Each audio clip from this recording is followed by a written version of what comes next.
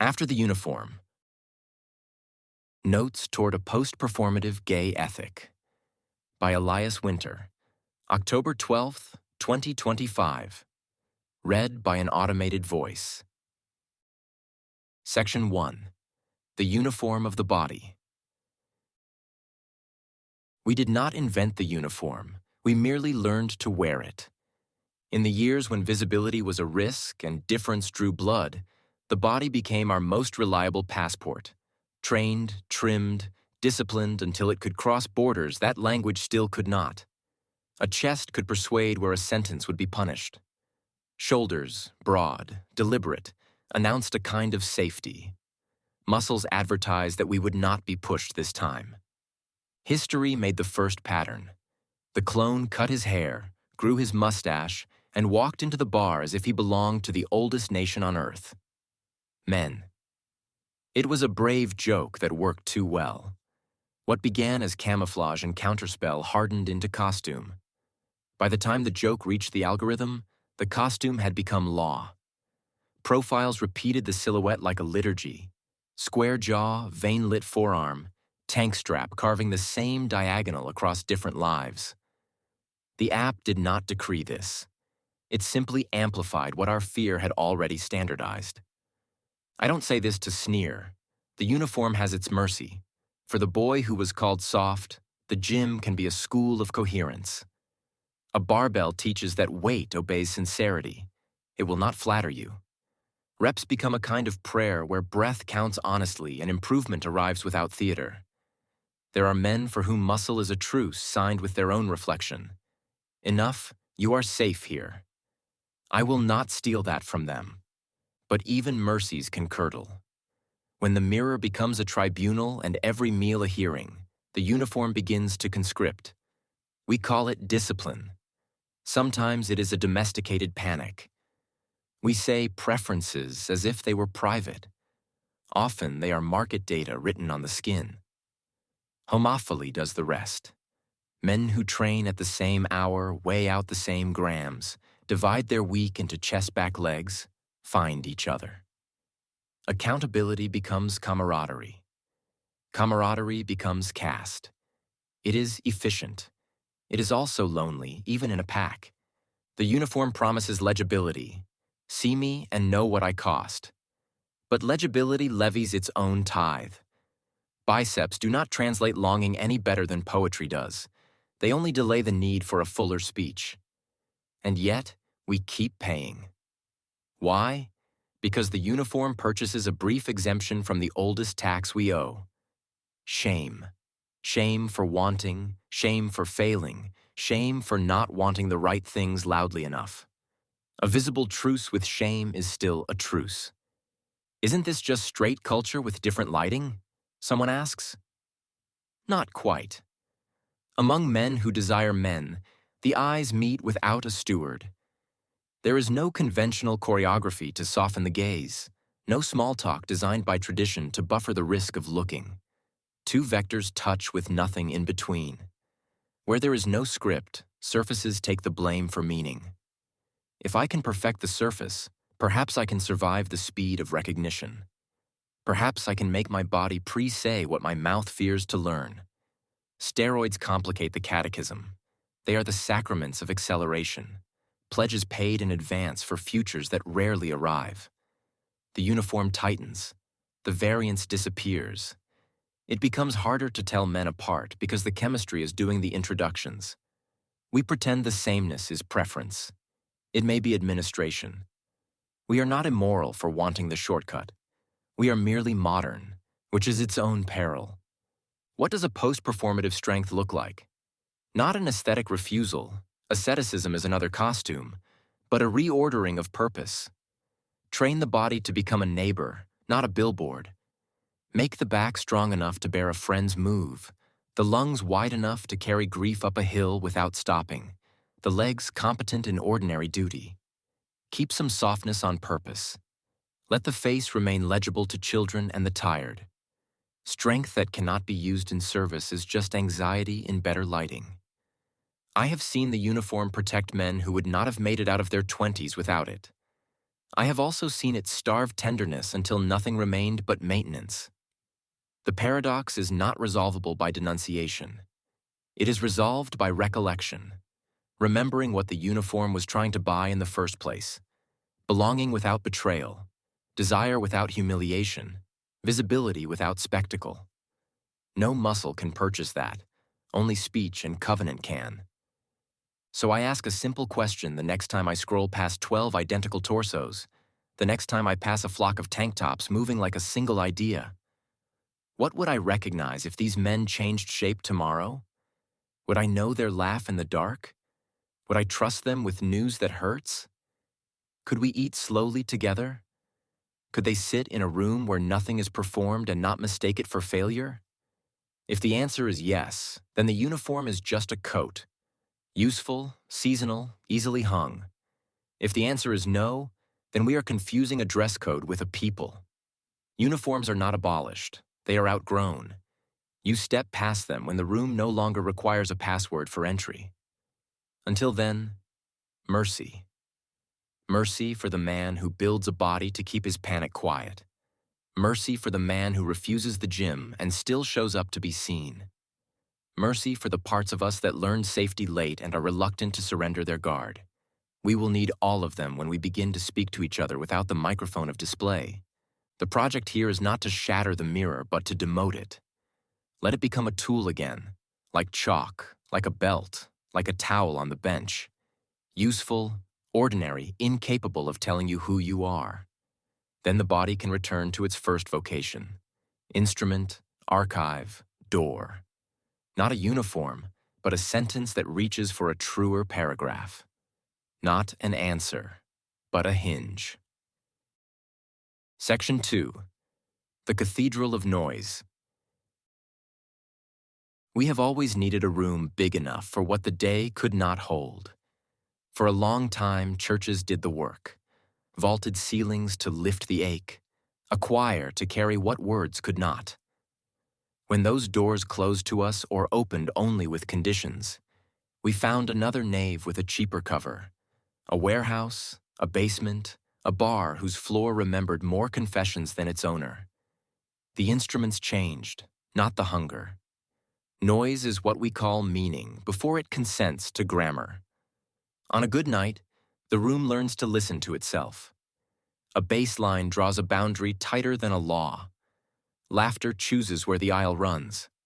A pause becomes a treaty, a drop, a collective vow.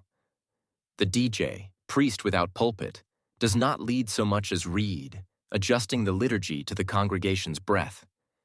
He hears the room's doubt, its pride, its loneliness, and stitches a sequence that keeps panic from deciding the evening.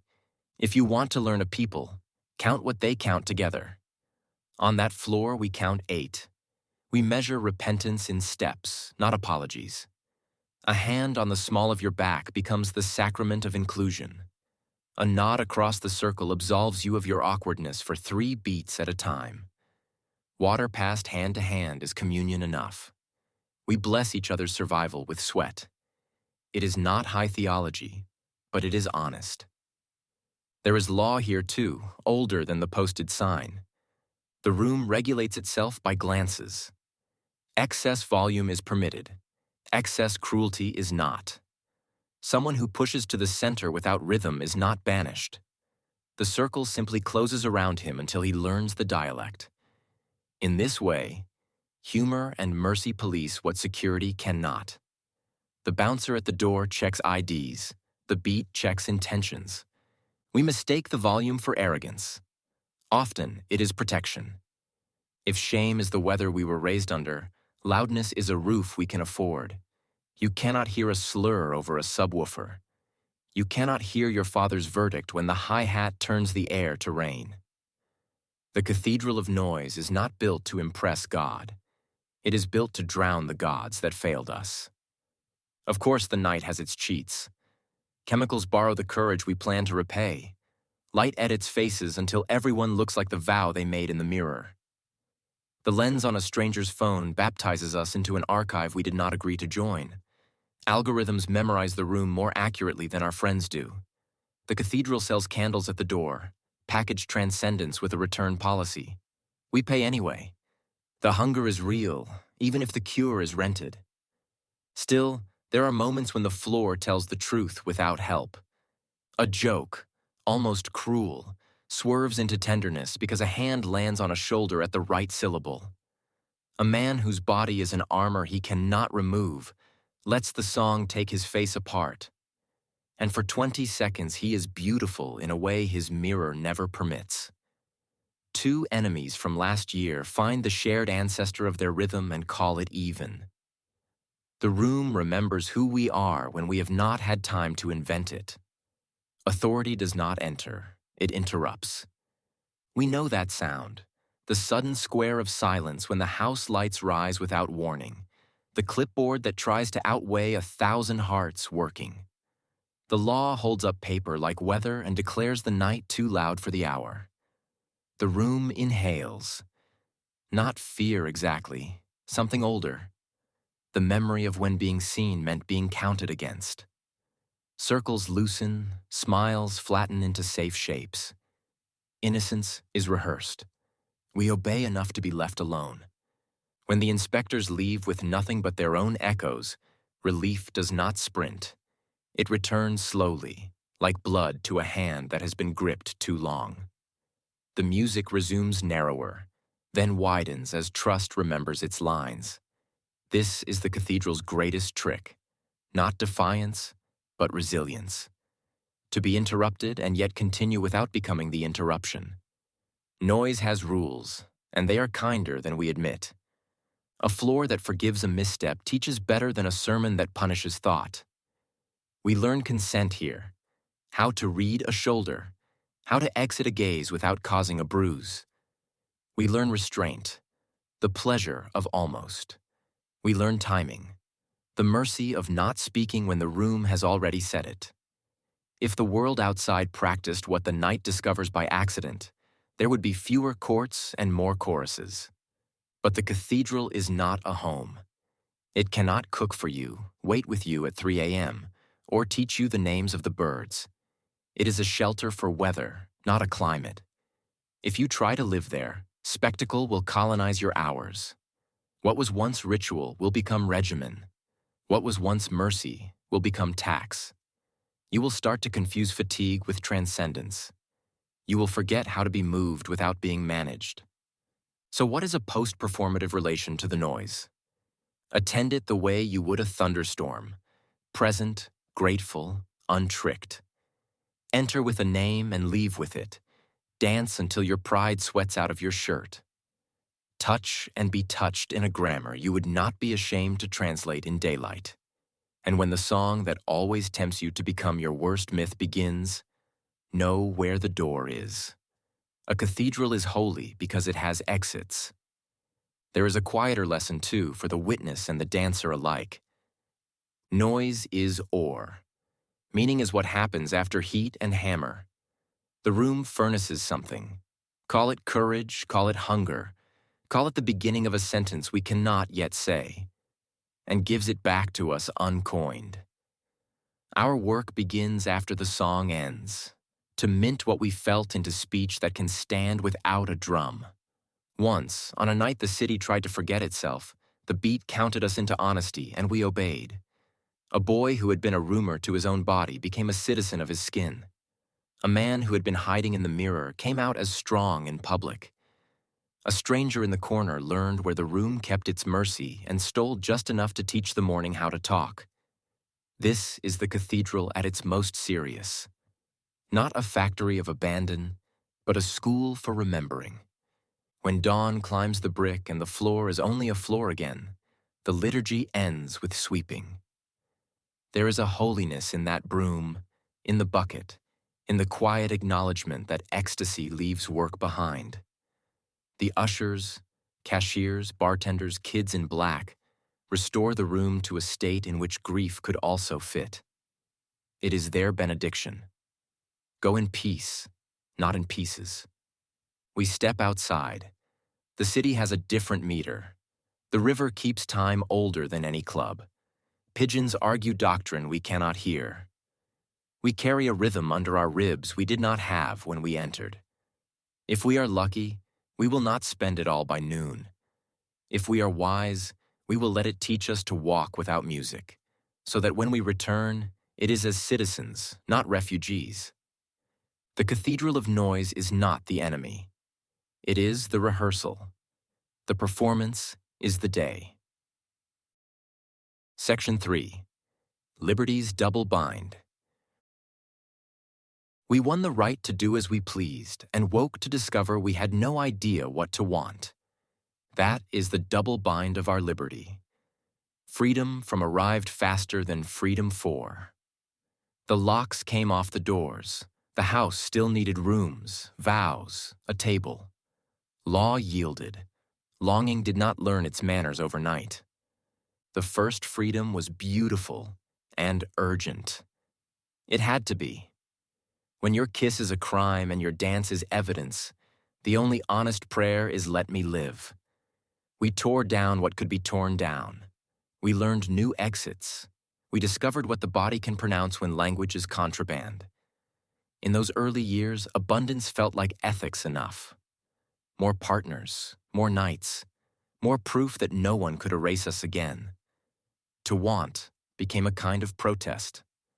Quantity disguised itself as meaning, and for a while, the disguise worked. Then the plague arrived and welded paradox to our desire. Pleasure became the crime scene and the life raft.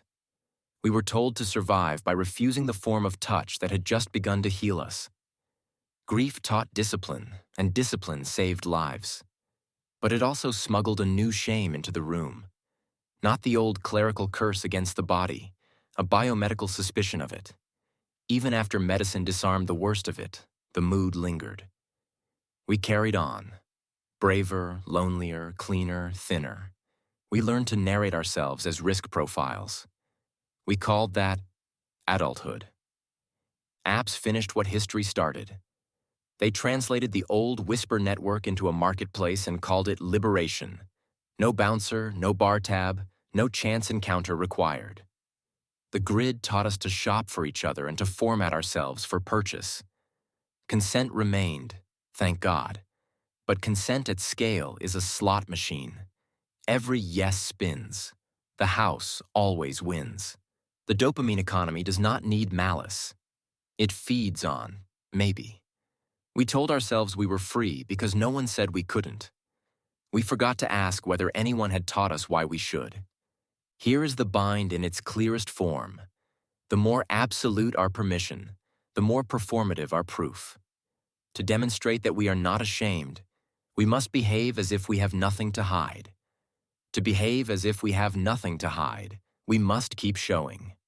What began as a rescue from secrecy becomes a regimen of exposure. The algorithm calls it engagement. The soul calls it exhaustion. I am not arguing for a return to closets or curfews. I am arguing that liberation without integration is just an expensive hinge. You can swing the door all night and still not leave the hallway. We need a different grammar for freedom, one that can conjugate both yes and no without blushing. The old tyrannies made no a wound. Our moment too often makes no a failure of vibe. In either case, refusal is punished. A people who cannot refuse cannot be said to have consented. Consent is the floor, not the house.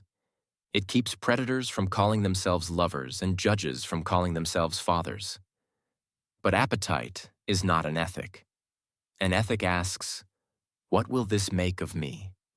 What will this make of us? The marketplace has no answer to those questions. It can only sort by price and speed. If we outsource our eros to the interface, we will spend our best years optimizing for visibility and calling the result a personality. Chemsex clarifies the danger because it accelerates the lie. If desire is a tunnel, chemistry promises the other side before we start walking. The debt comes due at dawn with interest. What was a night of possibility becomes a liturgy of forgetting. Rooms named after amnesia. Kitchen, couch, bathroom, door you cannot find.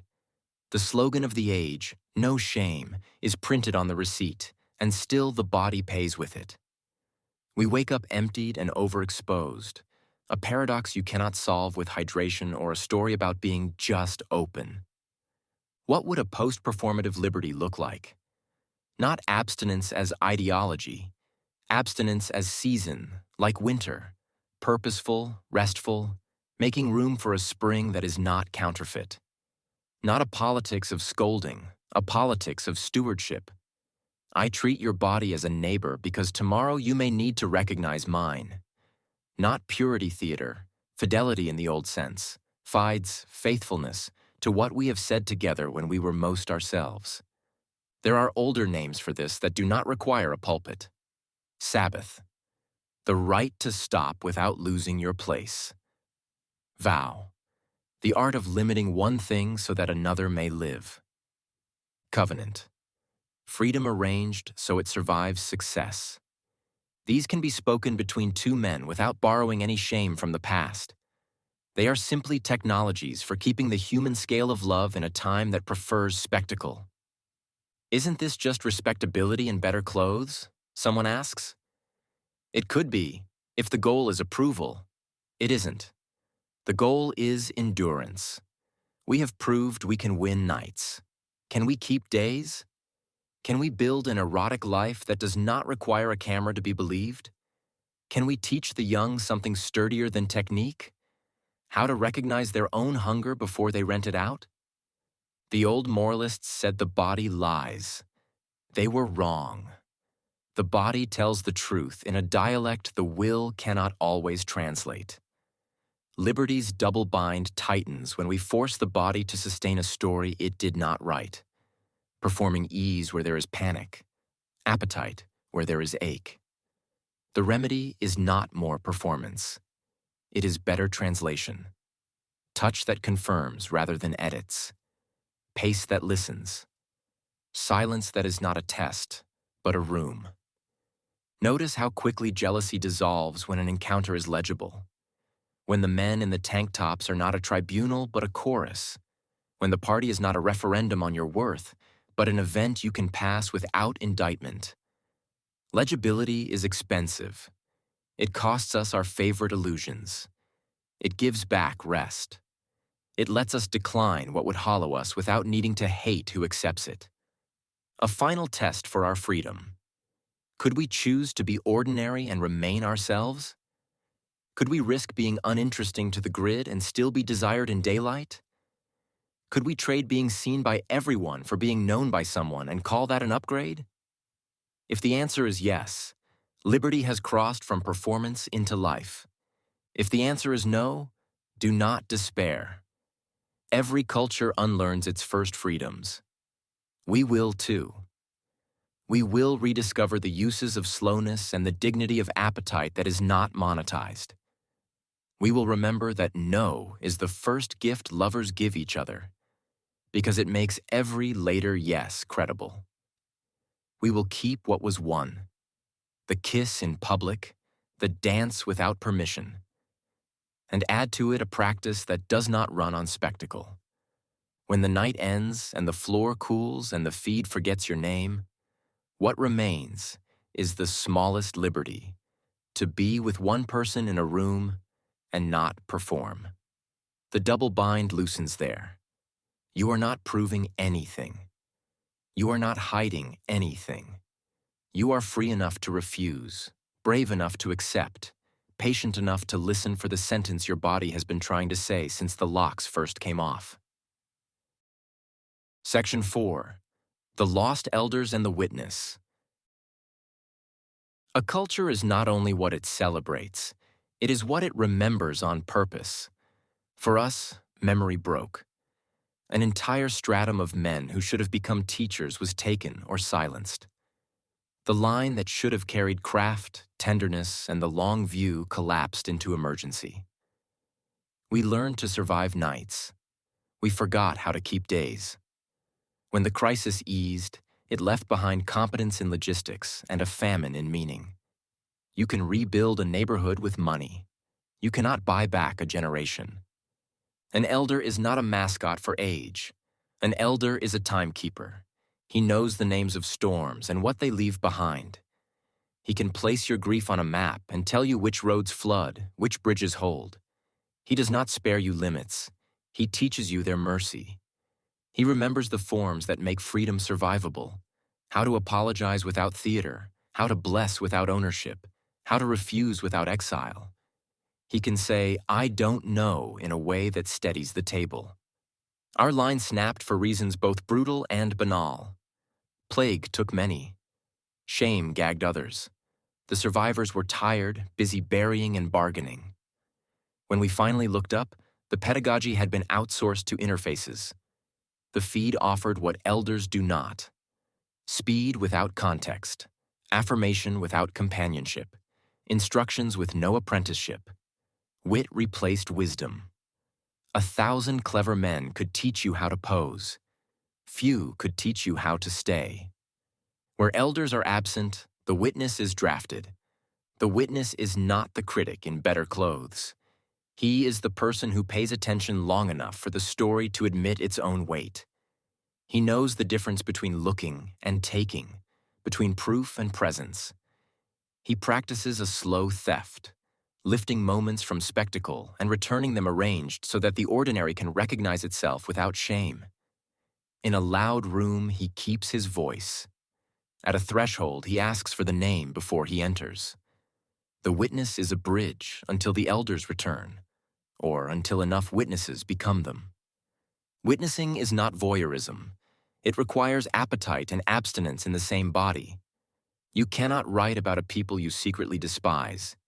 You cannot tell the truth about a room that you still need to impress. The witness learns the discipline of not needing the scene he describes. He goes slow enough to be changed by what he sees. He refuses to monetize the wound. He does not confuse the microphone with permission. He is willing to be boring in public if that is what accuracy demands. There is a danger particular to our time. We mistake visibility for transmission. An elder is not someone many have seen. An elder is someone a few can call at midnight. Visibility numbers the crowd. Transmission raises a household. The algorithm can make you legible to strangers. Only practice can make you useful to neighbors. Elders build thresholds, not platforms. They do not gather followers. They train replacements. What then does eldering look like in a culture raised by the grid? Keep time. Show up weekly before anyone deserves it. Make a room predictable. When no one comes, keep the hour anyway. You are teaching the future how to find you. Guard the threshold. Learn to say yes without flattery and no without humiliation. You are the memory of proportion at the door. Tell the story whole.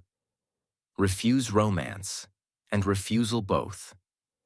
Include the joke that saved you and the relapse that almost erased you. Make the history usable. Name apprentices. Do not compliment potential. Give work. Let hands learn what sentences cannot hold. Sit beside. Leave space for their mistakes. Keep the ordinary sacred. Teach soup and budgets and bedtimes. Teach how to leave a party with your soul. The extraordinary is easy. It burns on its own. Sobriety rooms, kitchens, and choirs are our monasteries now. They do for us what seminaries once did for other peoples. They transmit forms of staying. A pot on the stove at the same hour each week is a theology of presence disguised as dinner. A choir rehearsal trains the body to harmonize desire to something larger. A recovery meeting teaches the grammar of truth without applause. These are not lifestyle accessories. They are technologies for surviving liberty. Do not wait for permission to begin. Elders are not appointed.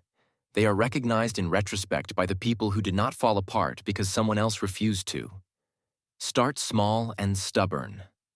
Invite 3 men to read a book you love and cook them something edible. Sit with the one who makes everything a performance until the performance gets tired and the person appears. Insist on the long view. Let boredom do its quiet work. Boredom is where trust learns your name. If you are young and hungry for instruction, honor that hunger without renting it out. Look for men who are faithful to places, not just opinions.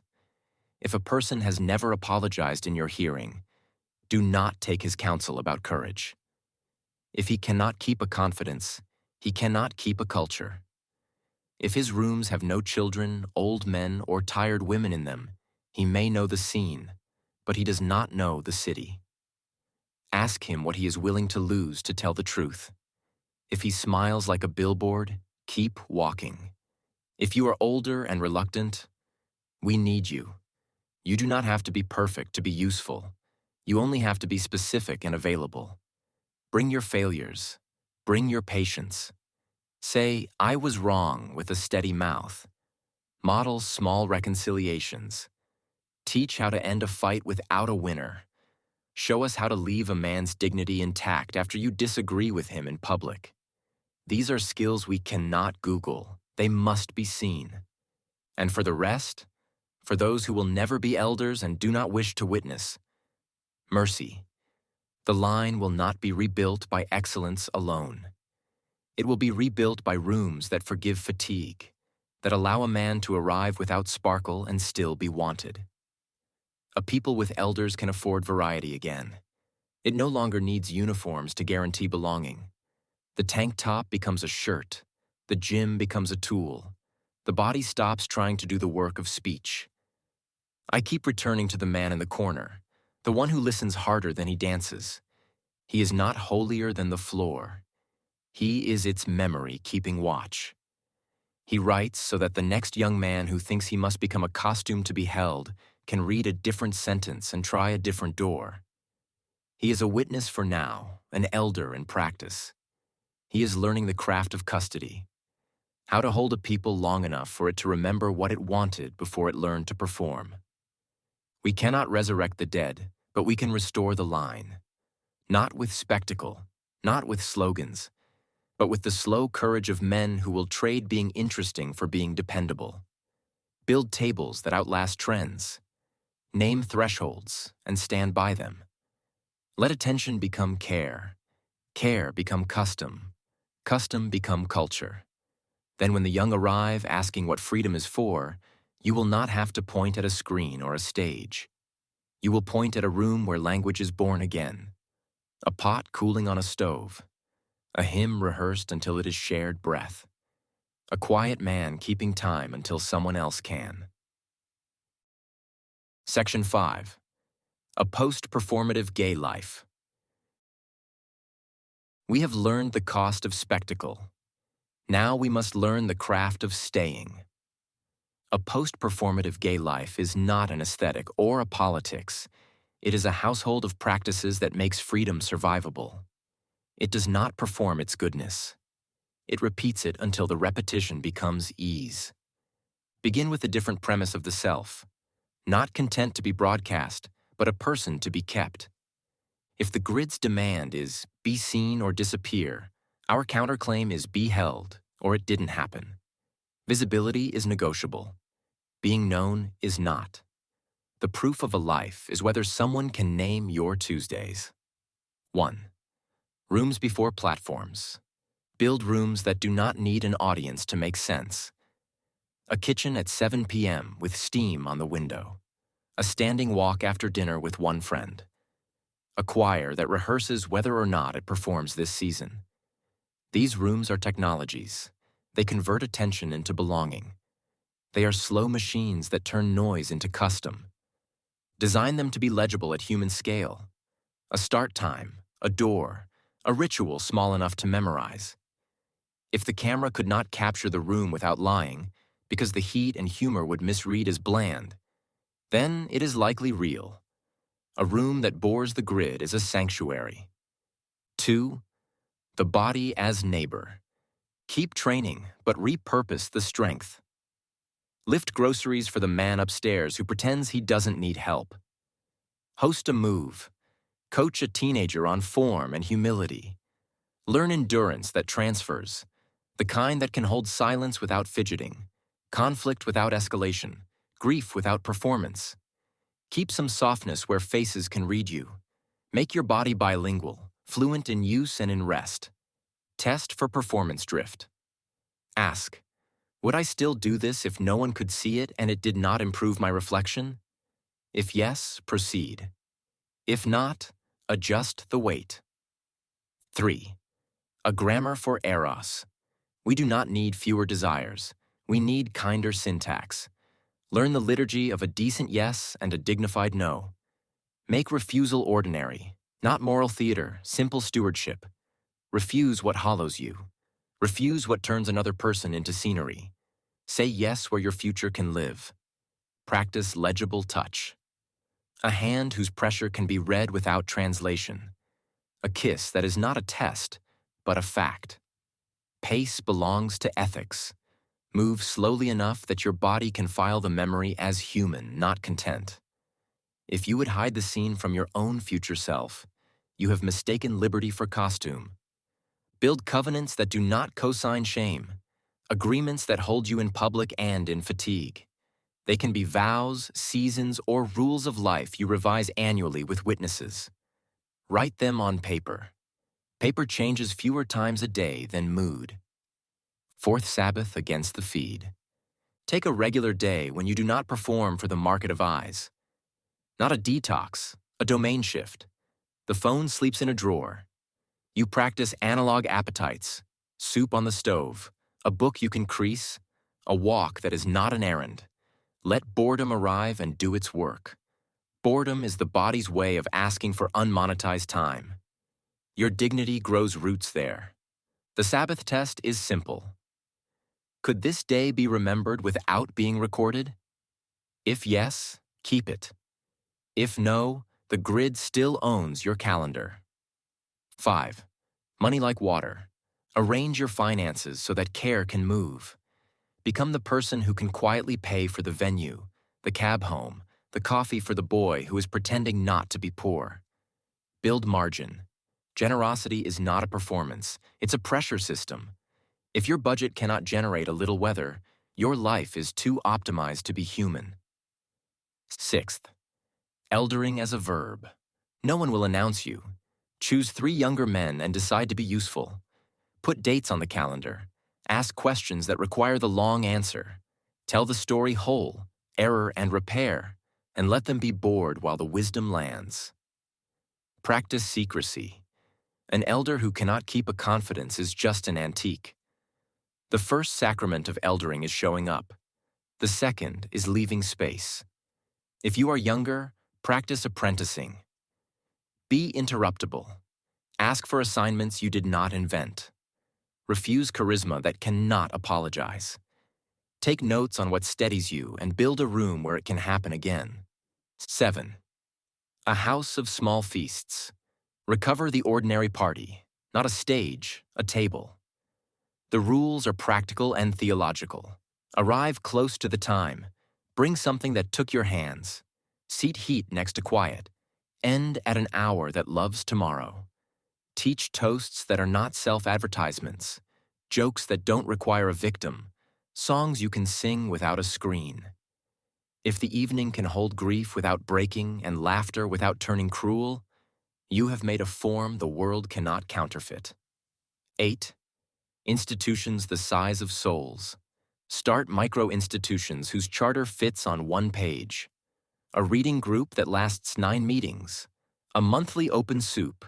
A weekday compline adapted for the faith you can bear.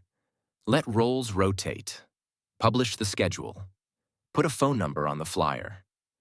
Bureaucracy is not the enemy. It's how care survives memory. 9. Practices for cleaning the lens. 3 dailies, simple and strict. Inventory. 5 honest sentences about the day. 1 amends you will make before noon tomorrow. Embodied prayer. 10 minutes of stillness or a slow walk without sound. Call it prayer whether or not you believe. The word teaches you to aim. A mercy given. 1 unglamorous help. Dishes, trash, a text, a ride that costs you little and reminds you you're not a brand. These do not make you good. They make you grounded, which is what goodness needs in order to survive praise. 10. Humor without contempt. Keep jokes that bless the room. Retire the ones that create a cast. If a laugh requires someone to become a type, you are taxing the future for a cheap present. Let wit be a bridge, not a border. Gay brilliance without generosity is just the old shame in couture. 11 rules of refusal. Write them down. Tape them in a drawer. Examples. I do not attend events that require me to become a costume I cannot remove by midnight. I do not sleep where I cannot also speak plainly. I do not let loneliness pick the app. I do not accept intimacy that cannot survive daylight. I do not condemn a man for wearing the uniform that rescued him. I do not mistake the uniform for a people. You will break these. Break them fewer times each year. 12th. Art as a civic duty. Keep making the thing, song, essay, dance, photograph, that turns spectacle into speech. Pay attention in the wild and return it arranged so that shame cannot monopolize the memory. Publish rarely enough that you are not feeding the machine. Share often enough that the city remembers it has a soul. Diagnostic questions. When you are unsure, ask, does this require an audience to feel real? What will this make of me in 12 repetitions? Could this become a custom others can keep without me? Would I be proud if a quiet person copied this? Does this strengthen my capacity for tenderness tomorrow? If your answers turn your mouth toward yes, proceed. If not, do not call abstaining prudish. Call it craft. I can hear the objection. Isn't this just a quieter performance? It could be, if the metric is admiration. Shift the metric. Measure by endurance, usefulness, and the number of names you can say without checking your phone. Measure by whether the young leave your rooms less frightened than they arrived. Measure by how easily your life can be paused to hold a friend's emergency without collapsing. Post-performative does not mean anti-beautiful. It means beauty that survives inspection. It means tenderness that is legible when the music stops. It means that when law interrupts, the room keeps its shape. It means privacy that does not depend on secrecy, intimacy that does not require spectacle, joy that knows the way home. One day we will wake and realize that nothing dramatic has occurred. The body is strong enough to lift the couch and gentle enough to carry the child who lives only in our memory. The feed is quiet. The kitchen is loud with ordinary mercy. The men at our table are not interchangeable, and neither are we. No one is performing. Everyone is present. The city outside keeps its indifferent time. Inside, we are citizens of a smaller republic. The one where freedom learned a purpose, where desire found a grammar, where noise acquired a choir, where elders kept the door, and where the uniform was finally hung on a chair because the room did not require a password. This is not a manifesto. It is a housekeeping list for a civilization we might still earn. Epilogue. The mercy of ordinary nights. We will not know the day the performance ended. No trumpet, no manifesto, just a sink full of dishes that did not feel like punishment, a phone sleeping in a drawer without complaint, a body tired from use instead of display. The city kept its indifferent time. Inside, we learned another meter. The uniform did not need to be burned. It was hung on a chair because the room no longer required a password. The cathedral of noise remained down the street, open when weather demanded it. But most evenings we practiced a smaller liturgy. Keys on the table, water on to boil, a window cracked to let the day leave at its own pace. Freedom arrived not as a shout, but as a schedule that loved tomorrow. Elders did not reappear as monuments. They emerged as habits with faces. A man answered at midnight and did not make it a story. Another taught soup. A third kept the hour when no one came. Witnesses grew into keepers by repeating the quiet things until they held. The line, once broken, began to braid itself again, 3 strands at a time. Attention, patience, repair. Desire did not shrink. It learned a grammar. We stopped asking nights to do the work of years. We let no become ordinary so that yes could keep its voltage. We touched in sentences the body could remember without a camera. What we refused did not make us smaller. It made space. There were still parties. There were even tank tops. But sameness lost its jurisdiction. We recognized men by their laugh in the dark, by the way they carried news that hurt, by whether they could sit in a room where nothing was performed and not mistake it for failure. The market called this uninteresting. We called it home. Some evenings we missed the old spectacle. That was allowed. We named the ache and did not rent it out. Boredom visited like weather and left the place cleaner. On those nights we read aloud, 3 pages, then quiet, or walked the same block and noticed what the season had revised. We learned the courage of repetition, the kind that builds a people. If there is a benediction, it is small. May your rooms be legible. May your strength be useful. May your refusals be kind. May your promises fit on paper and be kept in fatigue. May your art return what it steals improved. May you find an elder to call and a younger man to feed. May the door you keep stay simple to find. And when law interrupts, as law must, may the room keep its shape. When the music stops, may tenderness remain audible. When the grid forgets your name, may someone still know your Tuesdays. This is the mercy of ordinary nights. Not that nothing happens, but that what happens can be repeated without spectacle and survived without shame. If we earn that, kitchen by kitchen, choir by choir, hand by steady hand, the uniform becomes a coat, the cathedral a rehearsal, liberty a vow, witness a craft, and a life something more than visible. A place where language and love are born again. Elias Winter, author of Language Matters, a space for reflection on language, power, and decline. Thanks for reading Language Matters. Subscribe for free to receive new posts and support my work.